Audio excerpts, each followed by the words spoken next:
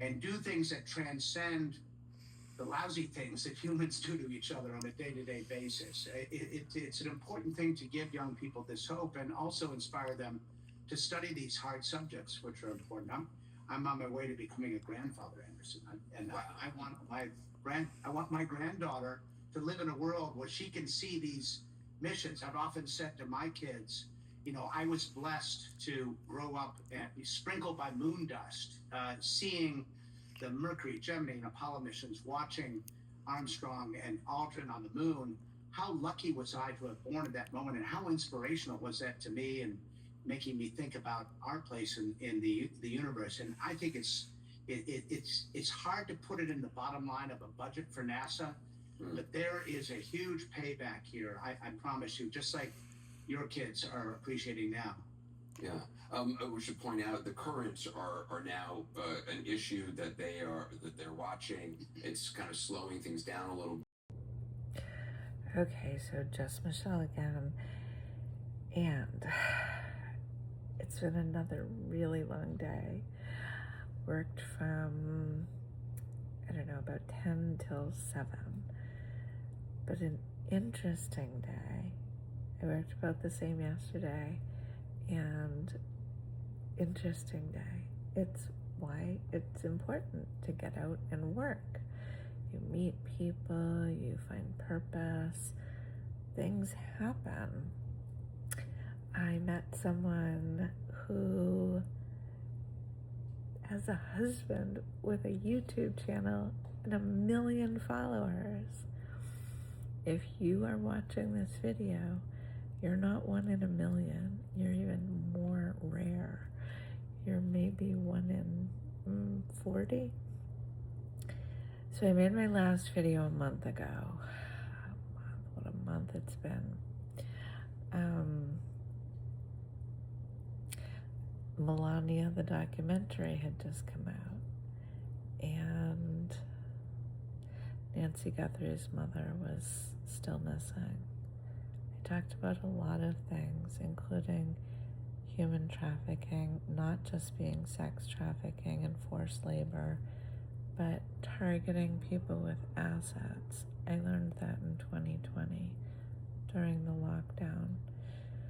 What I also sadly learned, my dear friend John had been targeted, and criminals in Massachusetts did horrible things to him.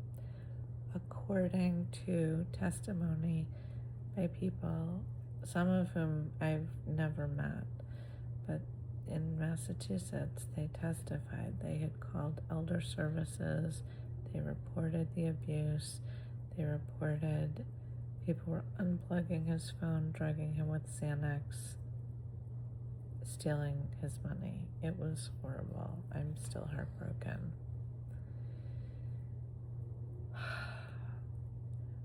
But I'm encouraged to make this video after a month of thinking I was going to make other videos. But life happens sometimes. I was still getting over the loss of my sweet little dog, Louie, who I mentioned had just died in my last video, like a month ago. And then I got a phone call from my mom telling me she was practically blind and needed me to make an appointment with her eye doctor, which I did. This might be another video. I choose my words carefully, believe it or not, and some things I'm not sure I should say. But today, I heard from someone who watched my last video. I think only 10 people watched it, and I didn't really know this person until they told me they watched my video, and come to find out they were an attorney who used to prosecute human traffickers and now works for the IRS. Anyway, it's very interesting how life unfolds, because last night we were all surprised. I think I can say that safely. We were all surprised to learn Melania came out and gave a press conference. So I want to speak a little bit about that because there's been so much going on this month that I was wanting to talk about, but so much. We're a nation at war now. Of course, they're not calling it a war. We just sent 4 more astronauts into space on Artemis. So much news. It keeps me praying regularly, morning, day, and night, and meditating as much as I can, because of all of the above. Artemis, Melania, the power of the internet, and all that entails. I did study religious studies and education at Harvard, so a lot of this falls into unique categories that overlap, especially because my last course at Harvard was the history of science. First question, what is science? But last assignment, my final paper, I wrote the sequel to Hung Jury, which I talk about a lot in other videos. I wrote it as an undergrad, barely 19 years old when I started writing it, to raise awareness to the lack of victims' rights.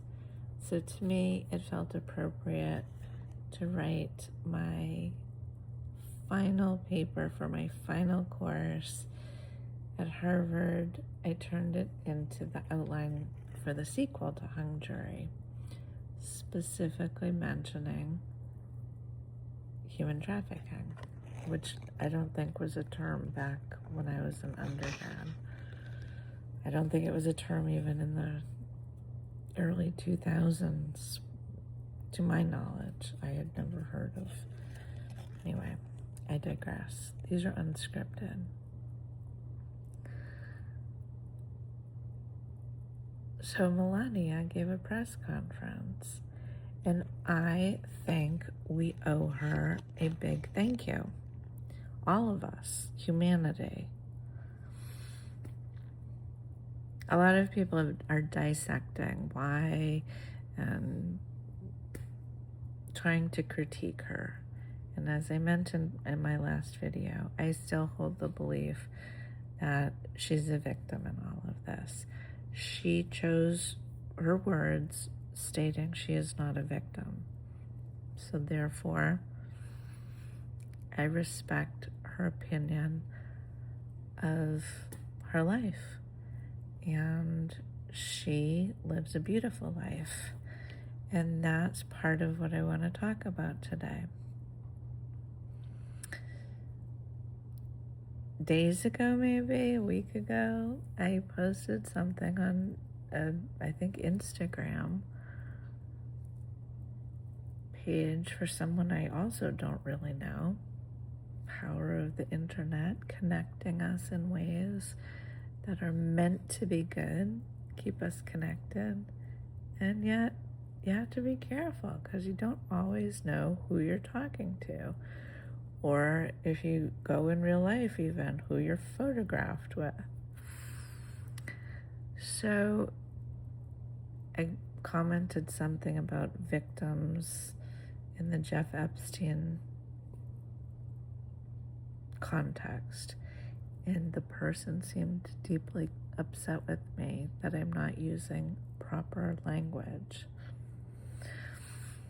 which is ironic because I sincerely try to be very respectful, especially having had to work with attorneys and elected officials decades ago to get a law passed to make it a crime to stalk and harass someone, just so I could get a restraining order against someone who was very much stalking and harassing me. But people don't like the word victim. They want the word survivor used. Again, I respect that. To a point, because I think it trivializes the harm survivors had to overcome when they were victims. You don't just wake up a survivor. In fact, it is a daily challenge to overcome what happened to make someone a victim of some, whatever. It could be a physical attack, could be a financial harm, something that happened doesn't just suddenly, when you decide you're surviving it, because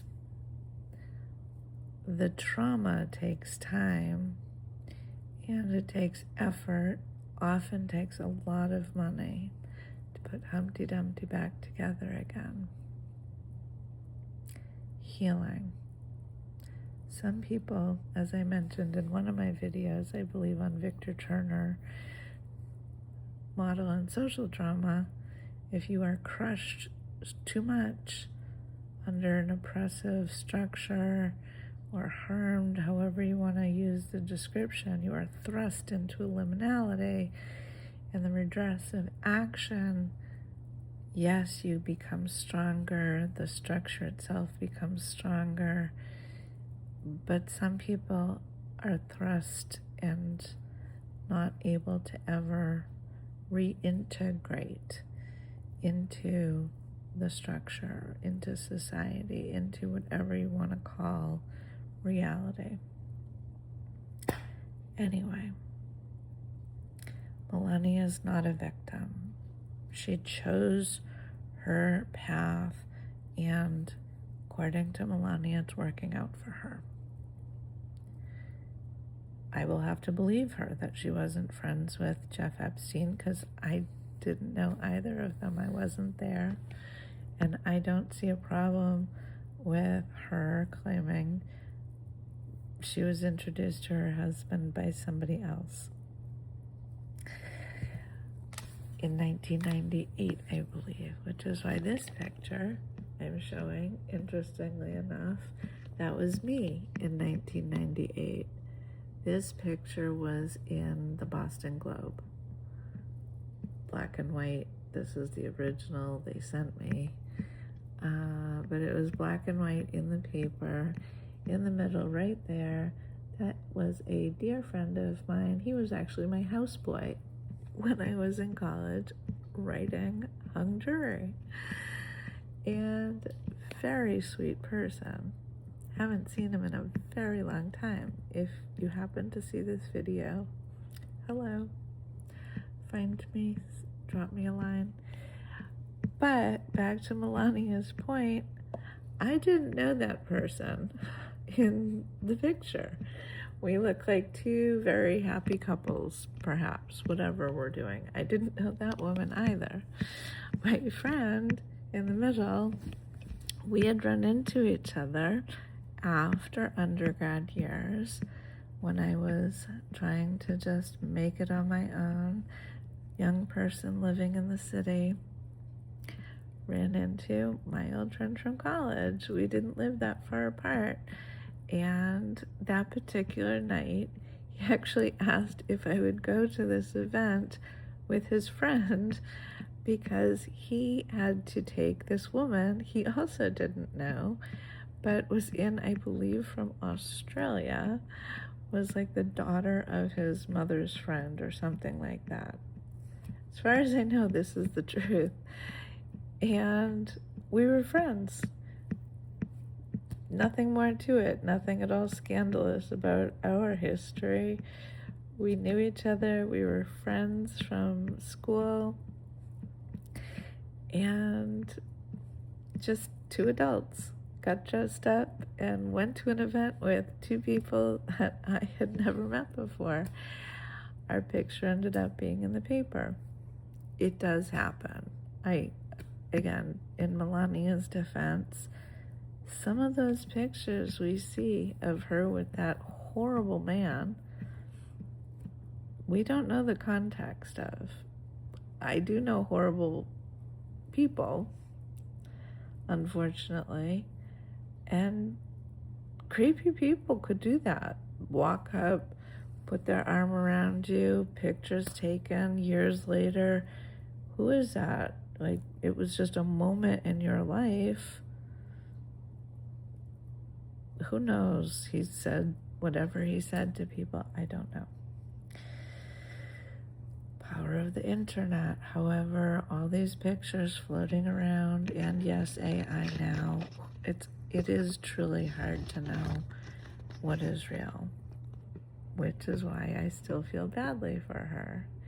She might not consider herself a victim, but I believe she's a victim to a lot of us even speculating. Even this right here.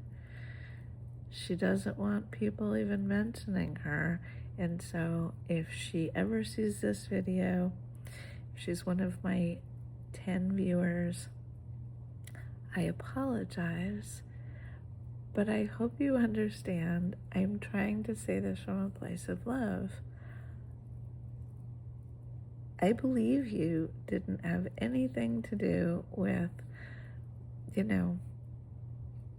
orchestrating this. It's quite possible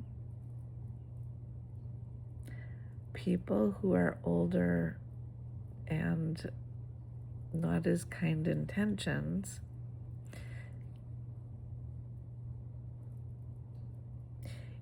introduce innocent people to do things that we might not be fully aware of what they're doing.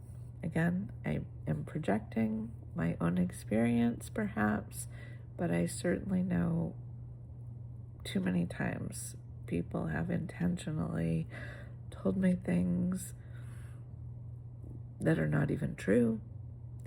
They told me to do things that I believed. I trusted them, and it is a betrayal. It is traumatic, and sometimes victims of trauma don't even realize the situation that they have gotten themselves into. Also, why in the United States there's statutory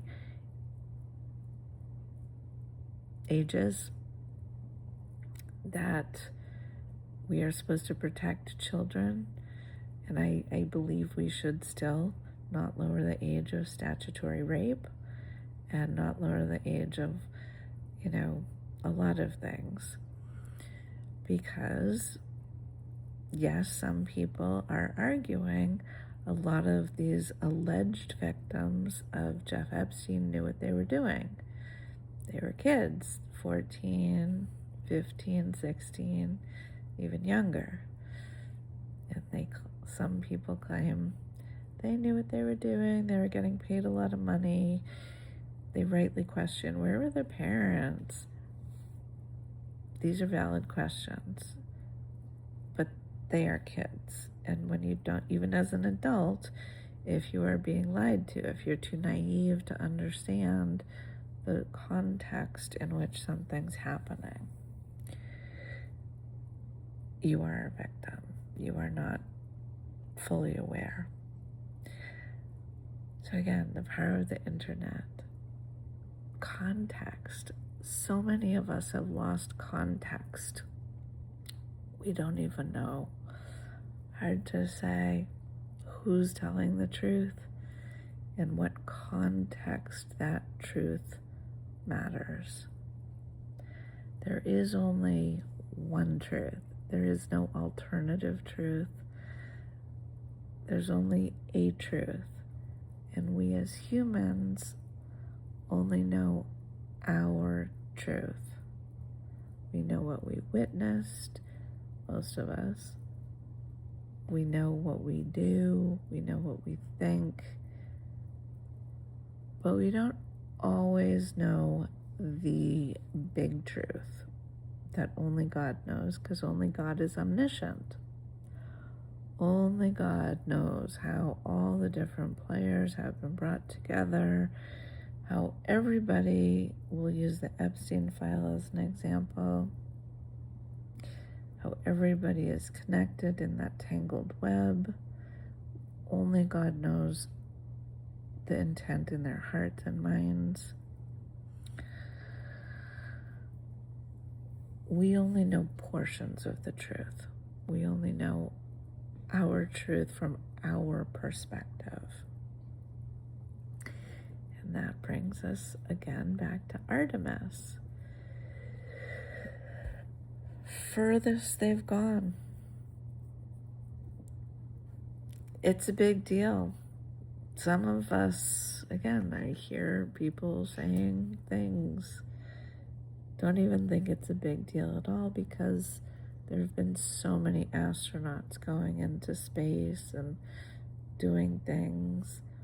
It's so dangerous, though. I wasn't ready to even talk about it until they landed safely back, which they did. And it made me also think, who are these nutty people who still believe that Apollo 11 never went to the moon? I wasn't alive at the time, but I grew up hearing so many bizarre stories that it's a hoax and it never happened. And it begs the question, where do people think those three people, Neil Armstrong, Buzz Aldrin, Michael Collins, got in a rocket, got blown into outer space, and didn't land for 3 days? I forget how many days. Again, I wasn't alive. But where do people think they went? I don't understand people. Anyway, this is real. This is science. And this is why it matters. Facts matter. It really is amazing. All of what we learned, in large part thanks to the people who bravely trained to go to the moon. All of the scientists, all of the people figured out how to make all of this happen. And now people like me can sit in my living room with a handheld camera in my telephone and make a video that I can share on the internet. That is such power in technology, thanks to the science and the math and the engineering and the humans that put their thoughts and minds, but also their faith. I love seeing these astronauts talking about their faith. And so that's where this video I'm going to have to wind down. In conclusion, this is the biggest test of faith for all humanity. We are living in the moment. Thousands of years ago, a human being named Jesus Christ was crucified. He existed. He was not some mythological, made-up person. He was crucified. Christians, I consider myself one, have faith that he rose again. And that is a cornerstone of our faith, that all of the prophets had prophesied. They believed this was going to happen. They foretold his story, and he fulfilled all of that according to Scripture. Some people don't believe that, and they're waiting still for the Messiah.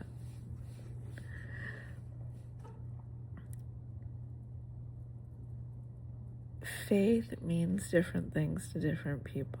And science, even with all the advanced science we have, has yet to be able to disprove any of the bona fide miracles that have been determined to be miracles. That is something Father James Skean taught me many decades ago, and it's still true. That's why they're called miracles. And miracles can happen all the time. But the history of science course that I took, my last course at Harvard, that I wrote the final paper, was the sequel to Hung Jury. I almost wrote a paper instead to explain why the picture of Neil Armstrong standing on the moon, I believe it was taken by Michael Collins. There's a crater in the background. It looks a lot like, well, I'll show it at the end. But I almost wrote a paper about why that photograph is an example of Kantian sublime and techno sublime. It's both. Because most of the course, we were learning things were one or the other. Kantian sublime, of course, portraying how small humanity is compared to the largeness of nature. You might be familiar with pictures of like people standing on a cliff with like these huge ocean waves dwarfing how tiny they are, to show the power of nature is so much more powerful than humanity. Techno sublime is sort of the opposite, portrayed by, I don't know, think like Star Wars, all those buildings and interconnected things people built, structures, skyscrapers, technology, techno, sublime, and again, I don't know, it's late. I'm at a loss for how to better describe these things, but I believe the picture of men standing on the moon is both Kantian sublime, because they are dwarfed, how small they are compared to the huge context in which they are being viewed, the moon, far away. But it's also techno sublime, even though you don't see the man-made structure, because they're in space. It's like invisible, like Wi-Fi is now invisible, but without it, I wouldn't be able to communicate with you. So there is a man-made structure there, even though it's invisible. And yet, I do not believe any of us would have any of these things truly without the hand of God who made it all. And we have to believe our life matters. Our life is in our hands. A lot of circumstances are not in our control. But every day we have to get up. We have to do the best we can within the circumstances that are in our control. And we can choose to put our faith in God and try and do good with the gifts and talents we've been given. Speak truth to power, help the less fortunate, everything that is in every religious scripture. Even the non-duality of Buddhism. You name a thing, love is the answer, peace is the way. Try and work with people. Do not cheat people. Do not be mean. Do not hurt. Which is why I'm trying not to say anything that's hurtful. But I am allowed to share my own truth. And I believe that is why Melania chose to do her press conference. End of story. She is finally finding the courage to speak her truth. And I don't blame her. I don't like people making up stories about me. I've heard plenty in my lifetime. And again, I only have about 40 followers.